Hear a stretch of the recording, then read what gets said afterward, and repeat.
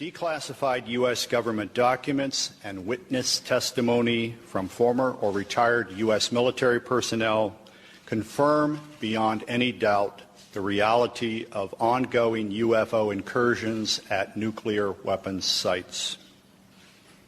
When I say UFO, the witnesses have described these craft as disc-shaped or cylindrical-shaped or spherical. These objects are capable of both hovering and high-velocity flight, usually completely silently. Over the past 37 years, I have personally located and interviewed more than 120 of these former or retired military personnel, all of whom report UFO incidents at one or more of the following locations: nuclear missile sites, nuclear weapons storage areas, and nuclear weapons test sites in Nevada and the Pacific during the era of atomic atmospheric testing. I believe, these gentlemen believe, that this planet is being visited by beings from another world who, for whatever reason, have taken an interest in the nuclear arms race which began at the end of World War II. Regarding the missile shutdown incidents, my opinion, their opinion, is that whoever are aboard these craft are sending a signal to both Washington and Moscow, among others, that we are playing with fire, that the possession and threatened use of nuclear weapons potentially threatens the human race and the integrity of the planetary environment. Good afternoon. My name is Robert Salas. In 1967, I was a first lieutenant stationed at Malmstrom Air Force Base, Montana. I was a missile launch officer, and on March 24th, 1967, I was on duty at what we called Oscar Flight. It is a underground capsule hardened site, about 60 feet underground. We had security guards topside. The main guard is called a flight security controller. My commander at the time was Lieutenant Fred Mywald, now retired Colonel Fred Mywald. Sometime in the evening hours on March 24th, I received a call from one of my topside guards, the flight security controller, stating that they had been observing strange lights in the sky making odd maneuvers and wanted to report it. I thought it was kind of a strange report, but I took it seriously. You have to understand we were protecting nuclear weapons, and the reports we generally got were very professional. At any rate, I kind of dismissed the call. He called back about 5 minutes later. This time he was screaming into the phone saying they're looking at an object, a red glowing object hovering just above our front gate. This object was about 30 feet in diameter. He couldn't make out too much of the details of the object, only that it was pulsating, and he had all the guards out there. He was very frightened. Wanted me to give him direction. I think I said something like, make sure nothing comes inside the perimeter fence. He immediately hung the phone up. I went to wake my commander, Fred Mywald, who was taking a rest break, started to tell him about the phone call, and just as I told him, our missiles began going into what's called a no-go condition or unlaunchable. Essentially, they were disabled while this object was still hovering over our site, our launch control facility. At that point, we went through our procedures. He reported back to the command post the incident. We also had some security lights, meaning security incursions at some of the launch facilities. So I called the guard back upstairs and directed that a security team be sent out. At this point, the guard told me the object had left at high speed. Again, silent, no noise. the security guards got out to the launch facility and reported back that they were seeing this object again. They also lost radio contact. This incident terminated at that point. We reset the security alarms, but the missiles themselves were still disabled. We had to call in for maintenance teams to come out and bring them back up on alert. The main indication we got from our equipment was this was guidance and control system failure. I want to emphasize that the security people upstairs had no control authority over. They had no equipment up there, no ability to affect any kind of system shutdown on our missiles. All the control systems were underground. We were relieved the next morning. I reported back to the command post, the base, Malmstrom, reported to our squadron commander. He was white as a sheet, didn't know how to explain the event. I asked him specifically if it could have been an Air Force exercise, and he assured me that it was not an Air Force exercise. There was also a member of the Air Force Office of Special Investigations in the room. He ordered us to not ever talk about this. I even signed a non-disclosure statement to that effect. This was, and I didn't talk about it until 1994. I was able to come across a little paragraph in a book called Above Top Secret by Timothy Good. And on page 301 of that book, there's a short paragraph about missiles being shut down while UFOs were overhead. At that point, with the help of Mr. James Klotz, my investigator, we requested the Air Force to send us documents about this shutdown, not mentioning the word UFO. We did get the Air Force to declassify what we'll call the Echo Flight incident.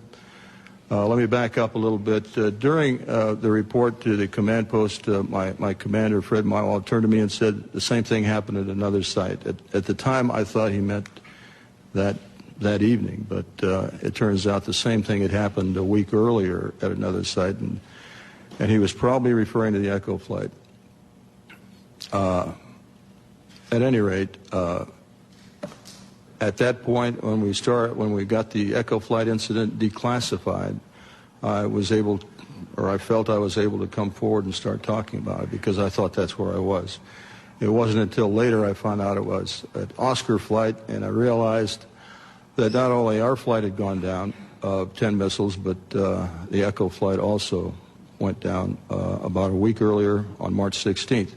We have extensive documentation on the Echo Flight incident that we received from the Air Force under Freedom of Information Act. We have the testimony of Walt Fiegel, who was the deputy missile crew commander at Echo Flight. I have a couple letters from the commander, Eric Carlson. Colonel Mywald gave me a telephone interview about this in 1996, and I've got that on tape, and he's given me permission to use that. So we've got audio recordings of some of these witnesses. We've got written statements. We've got documentation from the Air Force. All of this supporting what I just told you.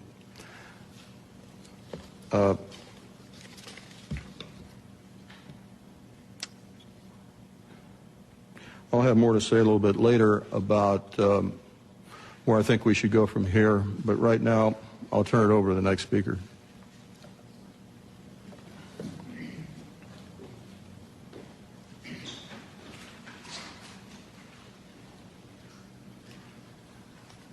Good afternoon. My name is Dwayne Arneson. I'm going to give an adjunct testimony to what Bob has already spoken about. After graduating from college with degrees in physics and math, I entered the Air Force, got a commission, and served 26 years as a communication electronics officer in positions all over the world, including Vietnam. My highest clearance held was top secret crypto special compartment information talent keyhole. For those that know clearances, you got to be almost squeaky clean to get that.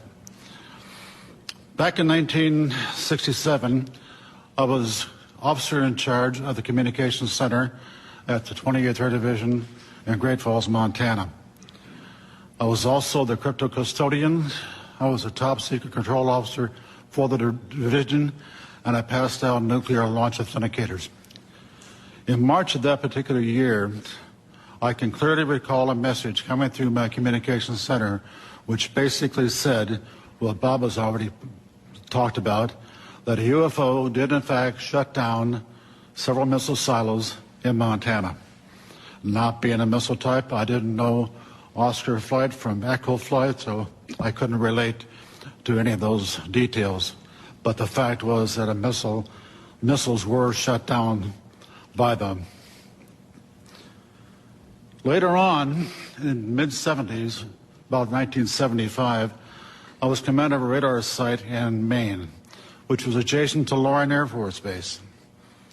Periodically, my security cop and I met with the SAC security police.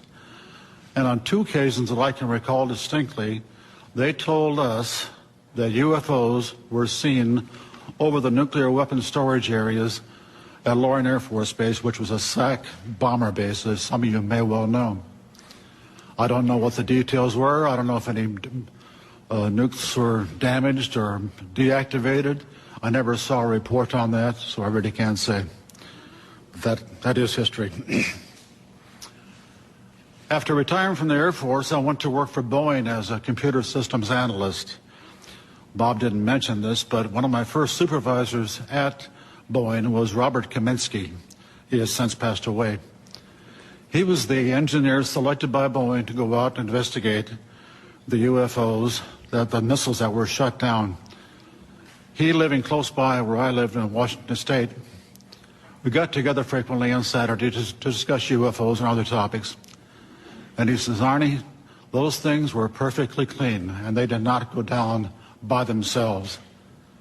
He then went on to say that halfway through the investigation, the Air Force sent Boeing a message which said, stop the investigation and do not, repeat, do not send us a report. He told me that personally on 2 or 3 different occasions, and no hesitation at all. In conclusion, I've studied UFOs for over 60 years, believe it or not, and I am convinced that somebody out there is trying to send us a message. If I knew who they were, I probably would not be here. Thanks for your time.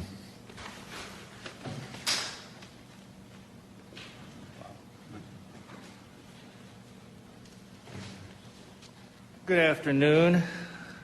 My name is Robert Jameson.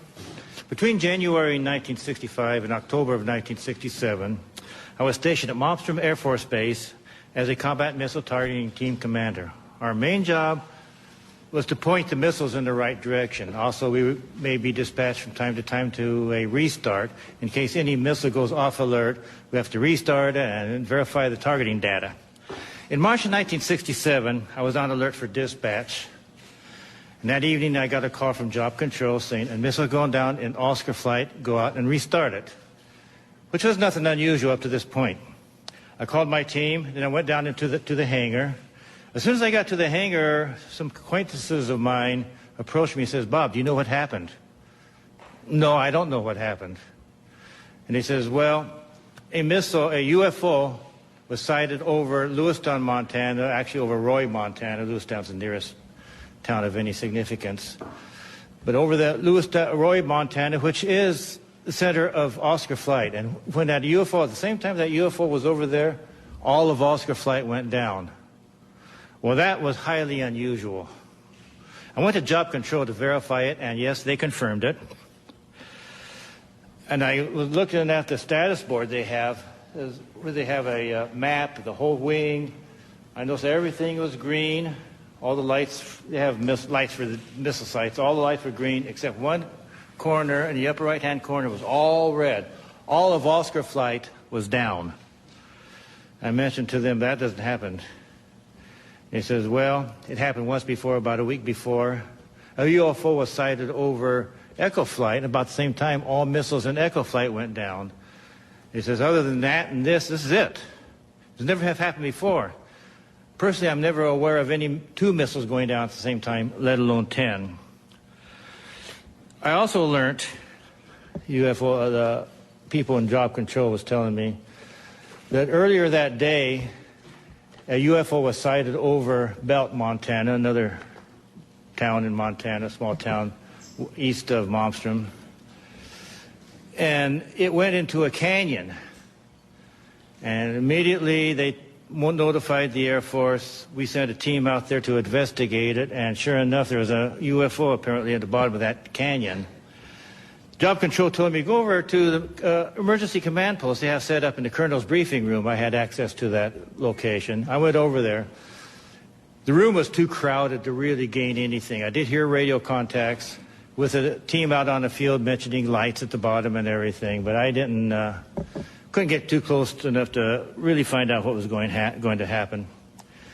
I left the room and started wandering around getting my team ready. Went into debriefing. We always go, before a job, we go to a debriefing. Here's where they give us information such as road conditions and weather conditions, things we might expect out in the field. So I went over there, and they went through the normal debriefing, and then they said to me, now I want you to go to another table at the other end of the briefing room for a special briefing. I went over there, and another NCO approached me. I knew him because he sometimes was our debriefer or briefer. And he says, look, we have a problem. We have UFOs in the area. They've been messing with our missile sites. There are certain procedures we want you to do if you should see one out in the field. And he proceeded to tell me what to do. If we're out on the road, we see a UFO, we do not go to the launcher, but instead to the nearest launch control facility. Also, we call Job Control and let them know what we're doing.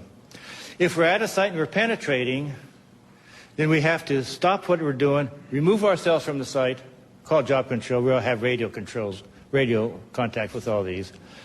Call the Job Control and wait for further instructions. Now, if we're at the site and we're doing our work, I have to take myself, my team, and the targeting tapes, go into the launcher, close the personnel hatch. Now, all the teams, before you go out into the field, will take with us an armed guard. That's just normal. We have to leave the one guard, armed guard, on top, all by himself, and he's supposed to report to Job Control or the launch control facility of what he was seeing. And I says, okay, but then he says, one other thing, don't leave yet. We're going to hold everybody back until we're sure that all the activity out in the field has ceased, at least for the time being. So I waited around about an hour and a half. He was all ready to go. Then they contacted me and says, okay, you can go now. So I went with my team. We went out to the field. We restarted. We had to go to Oscar Flight. That's not a very pleasant thing. Oscar Flight is 120 miles. It's the furthest flight from the base. And in Air Force trucks, that's not the most comfortable ride. But nevertheless, we went out to Oscar Flight, and we restarted, I think it's either 3 or 4 missiles. This is where Bob was at the time. We restarted 3 or 4 of their missiles. The startups were successful, and I saw no incidents in the field. When I came back, we have to go through debriefing. First things I asked them upon return to the base, what about this missile out in Belt? They said as soon as daylight came, we were going to send choppers over. It was nighttime when they first saw it, and no one's going to have them scale down the mountain at nighttime. So they were going to send some choppers down and scale the mountain, scale the canyon daylight time. But as soon as daylight time came up, this thing shot up right through everything and just disappeared, more or less. So that was that. Now, also, about a week later, I also heard that a UFO was sighted over India Flight, and there was a partial shutdown. I think 4 or 5 missiles was shut down at India Flight with a UFO overhead, not the whole flight. And I had to go out and restart at least 2 of them. And then the rest of my time at Montana, I was involved in no more further UFO incidents. Nothing else happened. And then I went on elsewhere. Thank you.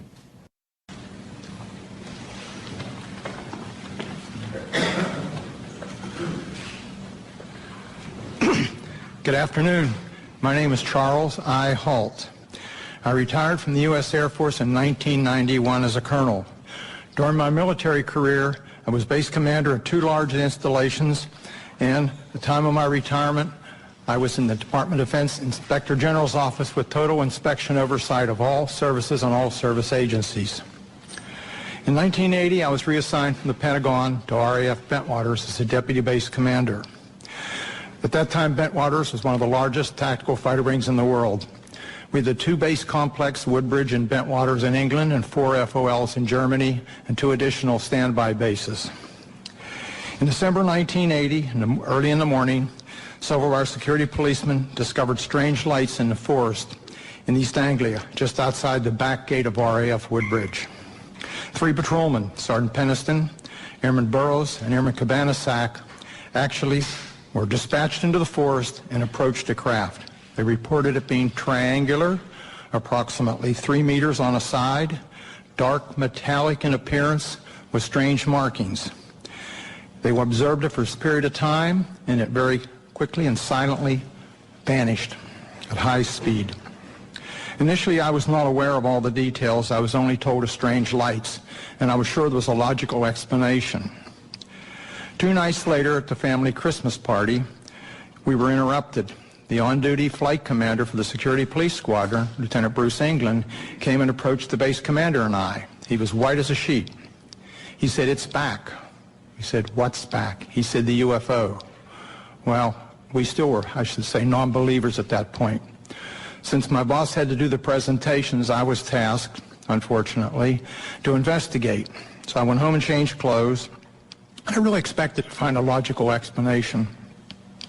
I took several security policemen with me, a disaster preparedness NCO who took an APN-27, a Geiger counter, and a camera.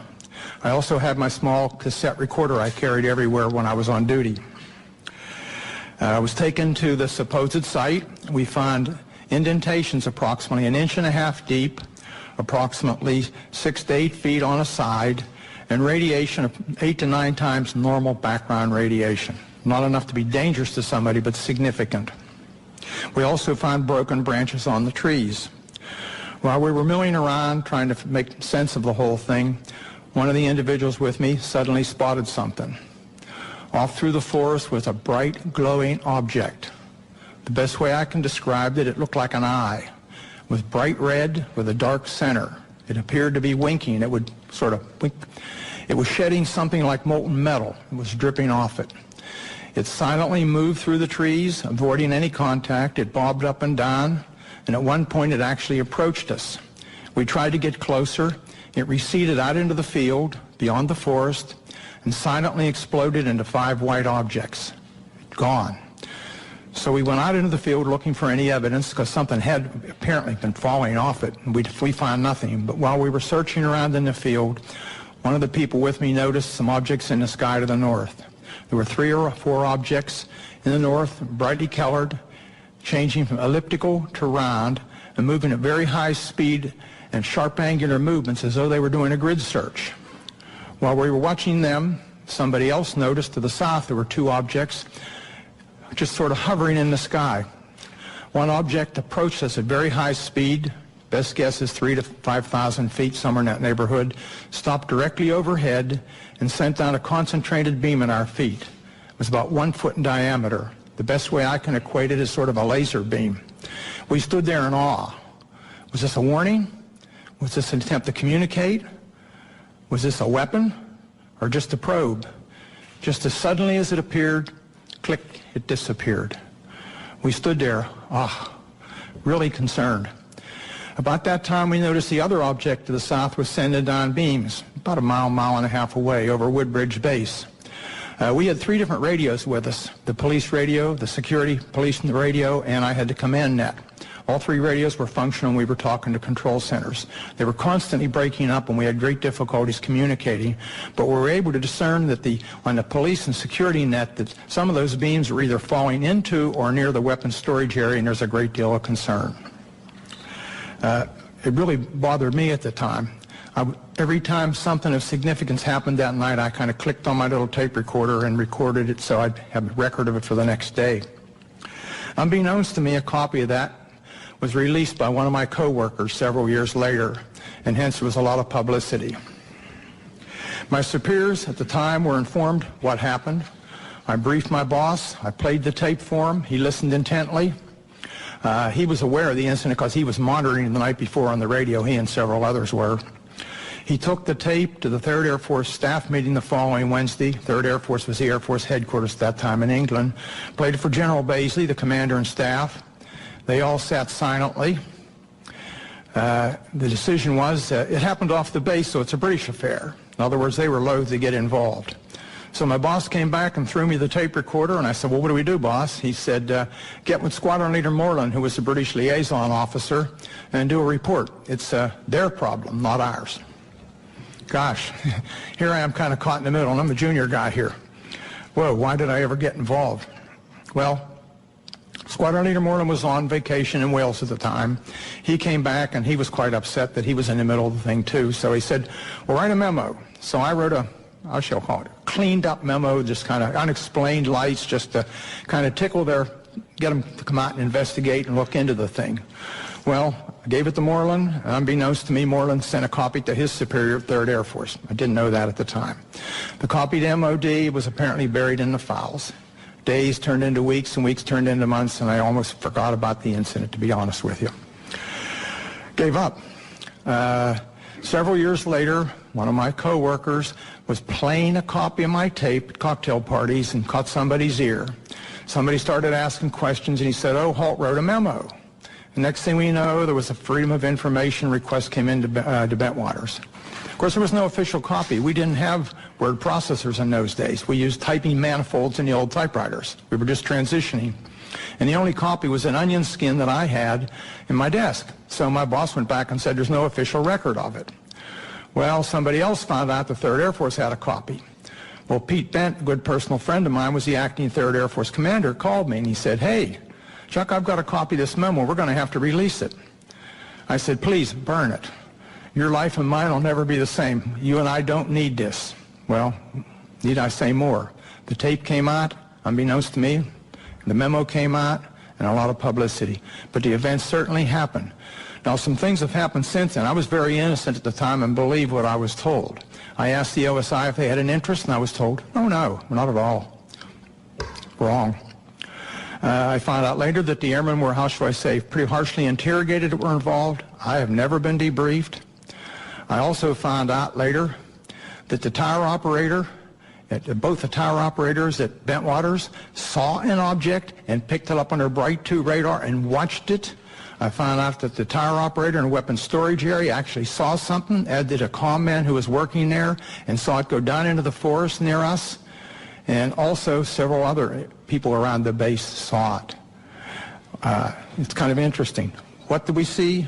I have no idea what we saw that night. I do know it was under intelligent control, and in my personal opinion, it was either from another dimension or extraterrestrial.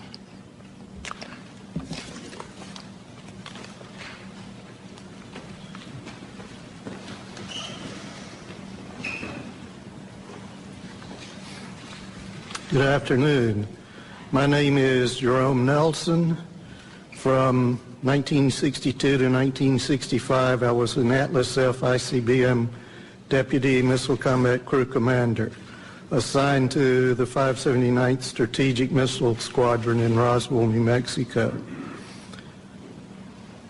Sometime during the winter of 1963 through 1964, while I was on alert duty in the Launch Control Center at Atlas Site 9 west of Roswell, my topside security guard called me on the telephone and reported a bright light that is a fully illuminated round object was hovering silently over the missile silo and shining a light down onto it. I could tell that he was serious, and his voice revealed he was very frightened. After perhaps 5 minutes, the object left the vicinity. Even before it left, I called the base command post at Walker Air Force Base and reported the incident. I was concerned the object would somehow sabotage the missile. I was surprised by the response I received, being told that the command post would take the unauthorized excursion under advisement. I was never debriefed by my commander or anyone else, which I found quite puzzling and frustrating. Over the next month or so, this type of incident occurred several more times while I was on duty at Site 9. I would estimate the total number as more than 3, but fewer than 10. On each occasion, I would call the command post, but each time my report was met with the same apparent indifference. During each of these incidents I witnessed, the guard would call the Launch Control Center and report the UFO. Several guards were involved over time and were all obviously frightened by the object hovering over the site. Their voices were actually trembling.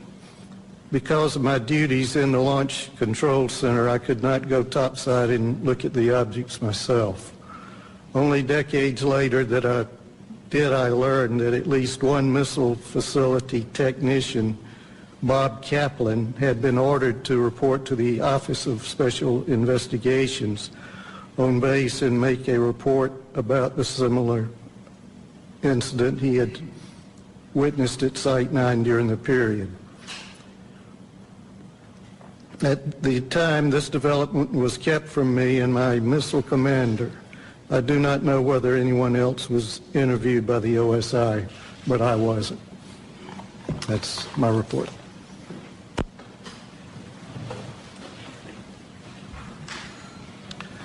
Well, good afternoon, ladies and gentlemen. My name is Patrick McDonough, and I'm here today to relate an experience that happened to me in September of 1966. It's 44 years ago, but that experience was so significant, it was basically burned in my memory. I haven't forgotten about it at all. But I am getting older, and I did want to put this experience and relate it on the record. A little background on me: I had enlisted in the Air Force in Berkeley, California in first week of November 1962. At the onset of the Cuban Missile Crisis, it was going. I felt patriotic. And up to that time, I had been studying engineering in college. I had 3 years of engineering. And the Air Force, considering my background, trained me to be a geodetic surveyor. And I was assigned to 1381st Geodetic Survey Squadron in Orlando, Florida. We basically, in 1965, we moved to Warren Air Force Base in Wyoming.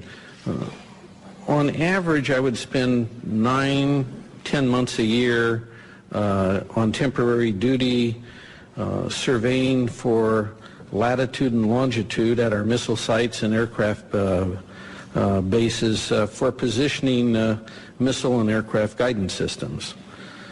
Basically, the squadron's mission was to provide precise geographical coordinates for a missile or an aircraft inertial guidance system, so that the missile or aircraft would know exactly precisely where it was at when it takes off, while the intelligence agencies would provide the targeting information.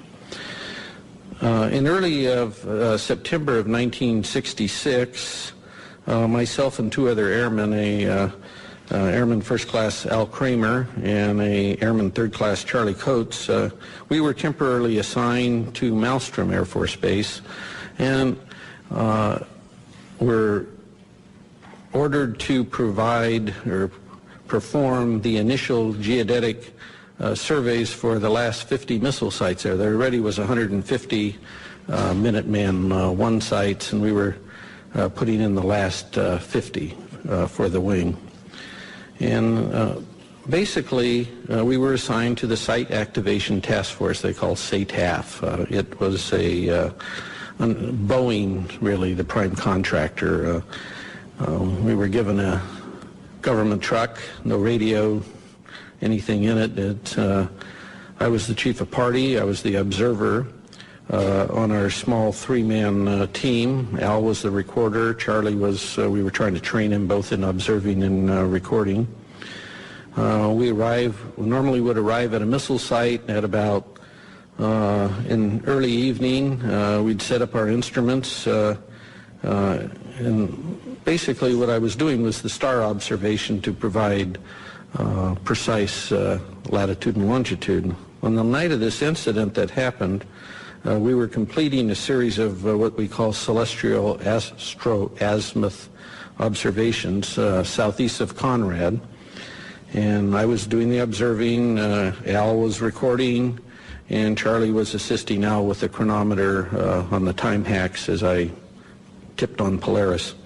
The unusual thing about this missile site I was at was that the blast hatch of the silo was open. And that was very unusual. Normally when I'd go to these missile sites, even though they were not activated yet with a missile, they were always closed. The monoliths were there. We do 4 monoliths and do a precise quadrangle. And the work we did was very precise. It involved a lot of, it was basically all using star shots. And so here's a site that we arrive at, and the blast hatch is open. And we're nearing completion of the star observations. We had been to the other 3 monoliths, and I was at the monolith at the next to the hatch. And it was probably about 1:30, and a unidentified flying object came from the north and stopped right over us. I would say it was probably about altitude of 300 feet or so, maybe a little higher. It's a little hard to tell in the dark. It was round. It had, I would estimate its diameter at about 50 feet, kind of like a pretty large, like a wingspan of a B-52, something in that range. It's pretty large. It seemed to have pulsating lights going around it, and it had a white light from the center looking down into the silo. There was no wind, there was no noise. Still only stayed there maybe 20, 30 seconds at most. And then I just remember, I'm staring up at the stars, right? I'm a pretty keen observer of what's above me here in the celestial sphere up there. And I just said to myself, what if this thing beams us up and takes us off to some distant place and never return to Earth again? I mean, this is going through my head here while this thing's above me. And then from this dead stop, it shoots off to the east, just like now you see it, now you don't. It just, phew. So after this UFO departs, I grabbed my instrument and jumped in the truck behind the steering wheel, and off we went. And we weren't about to be there if it came back. We didn't have guards with us because there was no missile. We didn't have a radio because we're not really in contact with the Air Force Base. I don't know any of this other stuff is even going on, to be honest with you. I mean, we're just kind of out there on our own doing these sites and mailing our material back. It was wasn't even aware there was a UFO problem per se. But as it turned out, the night's events weren't totally over with us at that point. As we sped away and on our way back to Conrad, and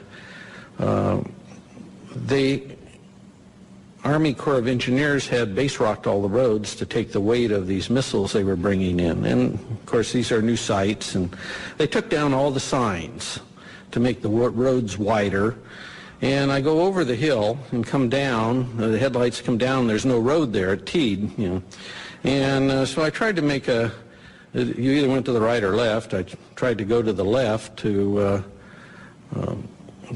towards Conrad, and the truck flipped over, and we ended up upside down. Fortunately, none of us were hurt. We walked probably about 2 hours to the nearby farmhouse, if you call that nearby, and called the Montana Highway Patrol, the farmer drove us back to the accident site, and it was interesting when the highway patrolman arrived, because we told him, you know, how did this occur? He was asking us, and I told him that his dispatch had told him there had been over 20 reports to his office that night in reporting a UFO in the area. I wrote incident reports to the SATAF, Boeing, Montana's state regarding the accident. But, you know, what was interesting was I never heard anything from the Air Force regarding the incident, and I never had to, there was no retribution or reimbursement required from me for rolling this truck. And this truck had 18 miles on it that afternoon. It was a new truck. Okay, so nothing. I heard nothing. So this part was good because I didn't really want to buy the truck. I went back to my headquarters at Warren Air Force Base, and about a month and a half later I was discharged. I did not mention wrecking this truck up in Montana on one of my TDYs. They didn't ask me, and I didn't mention it. I didn't want to buy it. And but I must say now, in my 4 years that I had with this Geodetic Survey Squadron, I had worked on the latest missiles and aircraft in the U.S. Air Force inventory. And I worked everywhere on these guidance systems. And I never saw anything in the Air Force inventory that could perform like this UFO did. I don't know what it was, but we sure didn't have any. I never saw anything like it. And I'd like to thank all of you for being here today, and thank the National Press Club. Hopefully someday we'll know in the near future that the government will perhaps release any information they have on UFOs. Thank you very much.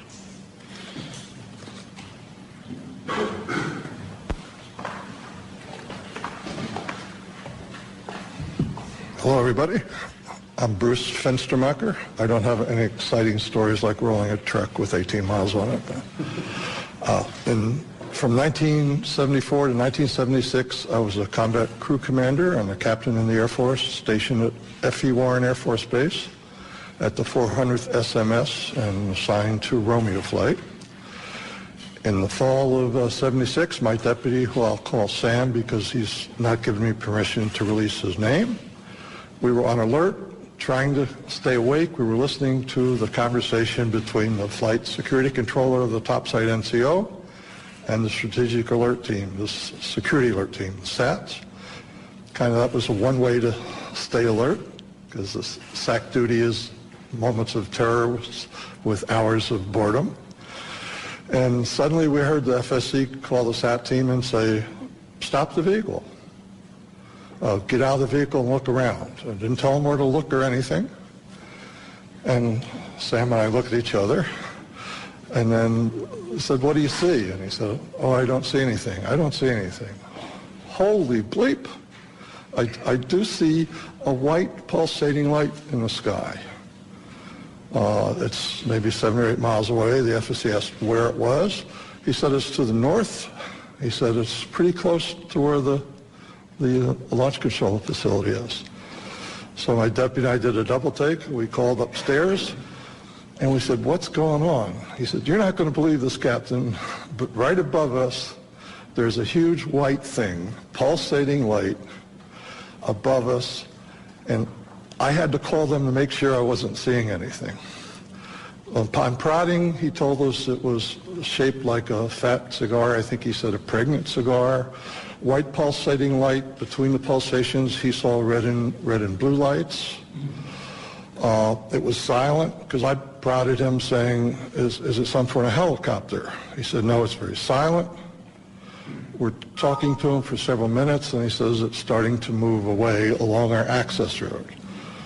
So we hung up. My deputy and I are saying, what do? We got to report this.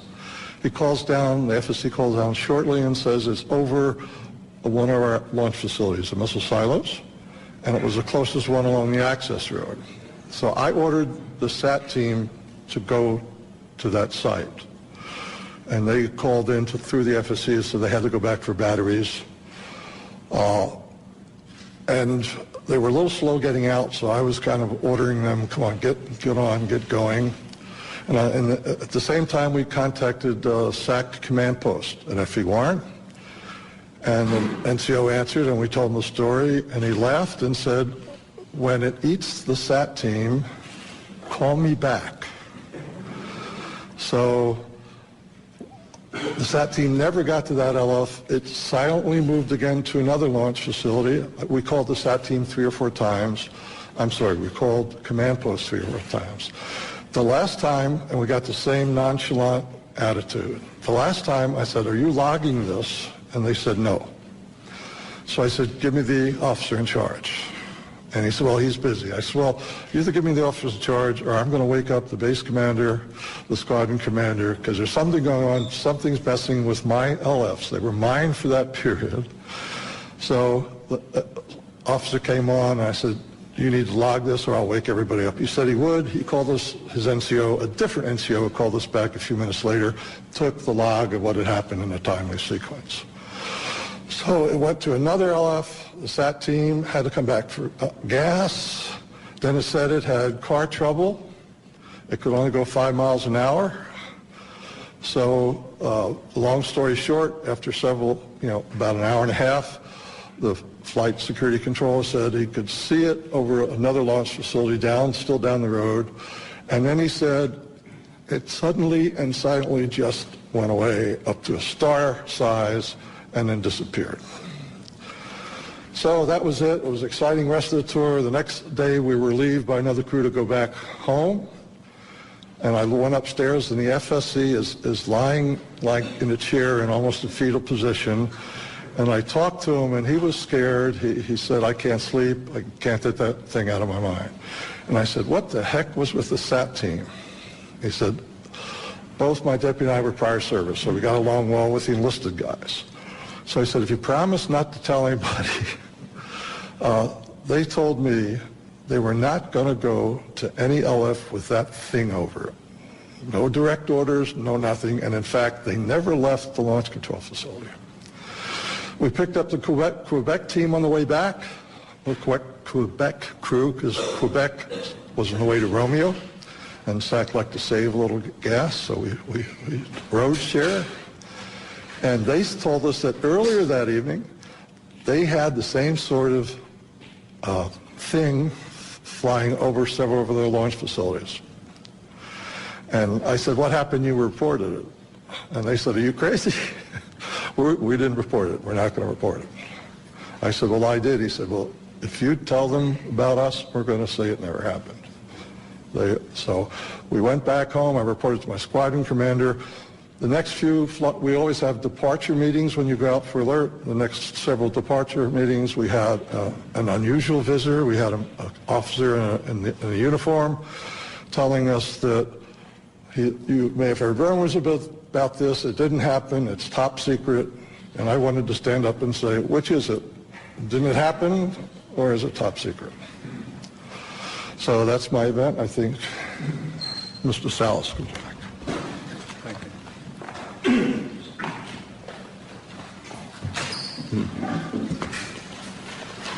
What you have heard here today is evidence of a phenomenon. It sounds fantastic, and it is fantastic. We presented this evidence in the public interest of open government. Our signatures on affidavits in the press kit that you have attest to the truth of our statements. Our evidence is now public domain. The real question is, what is the public going to do with it, this testimony? It has been a general practice of the media to scoff at these kinds of stories, make light of such testimony. We can only ask that you take the time to give some serious consideration not only to our statements, but to the statements of other witnesses out there who have similar incidents. There is also documentary evidence that helps support what we have said. We hope you will take the time to at least take a look at those, research this a little bit. And if you do, I think you'll come to the same conclusions that we have. That is that the UFO phenomenon is real, not imaginary. There's current excessive secrecy in our government surrounding this phenomenon. Unknown aerial objects have in fact been observed over many of our nuclear weapons bases and other nuclear facilities, and in some cases the appearance of these objects coincided with compromising the operational readiness of our nuclear weapons. Although each of us might have different opinions about the meaning and intent of these incidents, I think we can all agree that the tampering with nuclear weapons is a national security concern. This is Air Force official policy on UFOs. This is dated 2005, but I believe it is current policy. I'll just read one part of it. It says, no UFO reported, investigated, and evaluated by the Air Force was ever an indication of threat to our national security. That is clearly misleading. It is false based on our testimonies.